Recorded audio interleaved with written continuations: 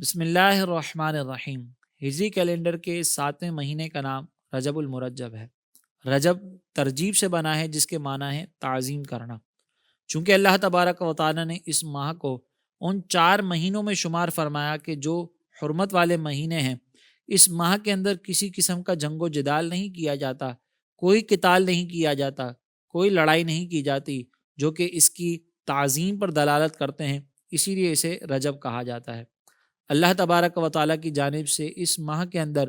دعاؤں کو قبول کیا جاتا ہے، اور یہ مختلف کتابوں میں درج ہے کہ زمانہ جاہلیت کے اندر اگر کسی مظلوم کو ظالم کے خلاف کوئی دعائے ضرر کرنی ہوتی تو وہ اس ماہ کے اندر اس ظالم کے خلاف دعائے ضرر کرتا۔ روایتوں میں آتا ہے کہ نبی کریم صلی اللہ علیہ وسلم نے ارشاد فرمایا کہ رجب اللہ تبارک و تعالیٰ کا مہینہ ہے، شعبان میرا مہینہ ہے، اور رمضان میری امت کا مہینہ ہے۔ ایک اور جگہ پر نبی کریم علیہ الصلاۃ والسلام نے کچھ یوں ارشاد فرمایا کہ رجب کی فضیلت تمام مہینوں پر ایسی ہے جیسے قرآن کی فضیلت پچھلے تمام صحیفوں پر، اور شعبان کی فضیلت تمام مہینوں پر ایسی ہے جیسی محمد مصطفیٰ صلی اللہ علیہ وسلم کی فضیلت تب سابقہ تمام انبیاء علیہ السلام پر، اور تمام مہینوں پر رمضان کی فضیلت ایسی ہے جیسی اللہ رب العزت کی فضیلت تمام مخلوق پر، تمام بندوں پر۔ جیسا کہ حدیث مبارکہ سے ہمیں یہ معلوم ہوتا ہے کہ رجب اللہ تبارک و تعالیٰ کا مہینہ ہے، تو اللہ تبارک و تعالیٰ نے اسی ماہ کے اندر اپنے محبوب علیہ صلاۃ والسلام کو اپنے الوہیت اور ربوبیت کے جلوے دکھانے کے لیے 27 رجب المرجب کو اپنی بارگاہ میں بلوایا اور آپ کو معراج شریف سے مشرف فرمایا۔ 27 رجب المرجب کو میرے آقا علیہ صلاۃ والسلام معراج پر تشریف لے جاتے ہیں، اور وہاں پر جنت دوزخ کو ملاحظہ کرتے ہیں، آسمان دنیا کی سیر کرتے ہیں، اور اللہ رب العزت کا دیدار حاصل کرنے کے بعد 5 نمازوں کا تحفہ لے کر اپنی امت کی جانب دوبارہ لوٹ کر آتے ہیں۔ اگر ہم اس ماہ کی دیگر فضیلتوں پر غور کریں تو ہمیں ایک ایسی رات کا تذکرہ بھی ملتا ہے جسے لیلۃ الرغائب کہا جاتا ہے۔ چنانچہ شیخ عبدالحق محدث دہلی جامع الاصول سے یہ روایت نقل کرتے ہیں کہ نبی کریم علیہ صلاۃ والسلام نے اس ماہ میں ایک ایسی رات کا ذکر کیا جسے لیلۃ الرغائب کہا گیا، اور یہ رات رجب کے پہلے جمعے کی رات ہے، یعنی جب جمعرات کا دن گزر جائے اور اس کے بعد جو رات آتی ہے جسے شب جمعہ کہا جاتا ہے اسے لیلۃ الرغائب کہتے ہیں۔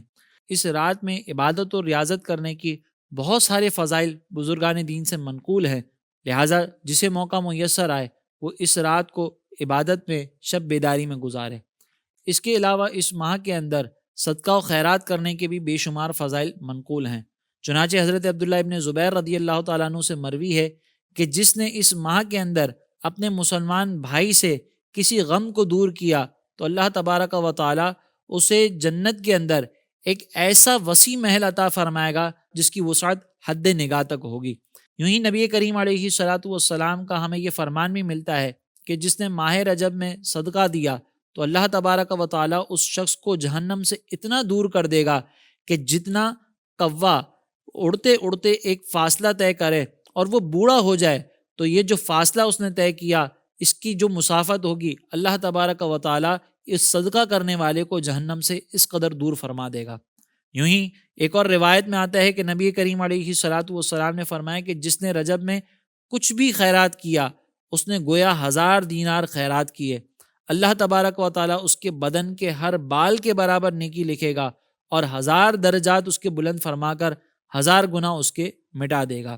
اگر دیکھا جائے تو یہ رجب ظلم چھوڑ دینے کا مہینہ ہے، یہ رجب